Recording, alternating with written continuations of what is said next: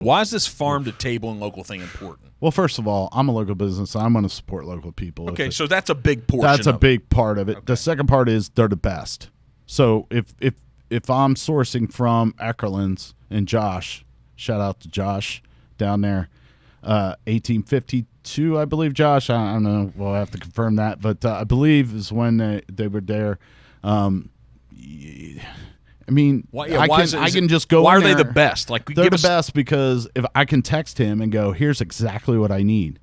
Absolutely, chef. Anything else? Done. Pick it up. It's the best. Like, we start with the butcher, right? How they handle it, how they take care of the food, how they take care of the steak, how do they trim it, how are they doing that?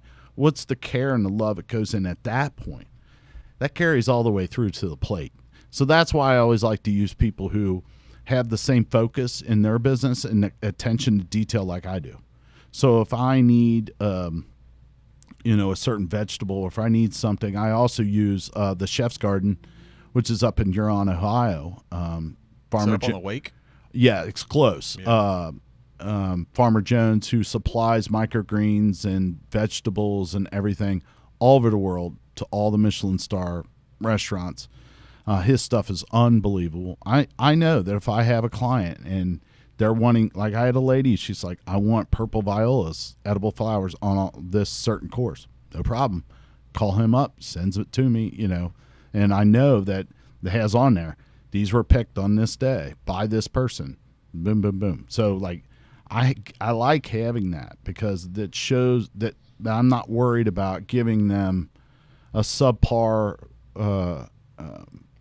product and then trying to zhuzh it up to my level. No, it needs to be at a high level. I don't really sacrifice on quality to make extra margin.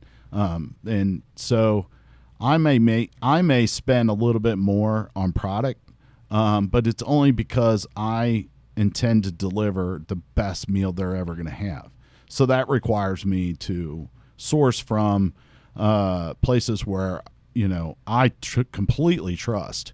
There's other places like Lucan's down in Findlay Market do seafood, Redden's meat and seafood out in Madeira. Different people that do things like that. There's a lot of McGlasson's farms. Obviously, I mean, if you want apples right now, I'd run down there right now. Is it because the local people, they specialize in it and they just care more? There's not this huge bureaucracy and all these levels of managers. They're just closer to touching it. Right. And when you want to describe the meal, say, okay, we got first course today. It's we got these peaches from here. They were grilled, and then we have arugula from here, from Root House Aquaponics. We have lettuce that's from them. They are on the east side of Cincinnati.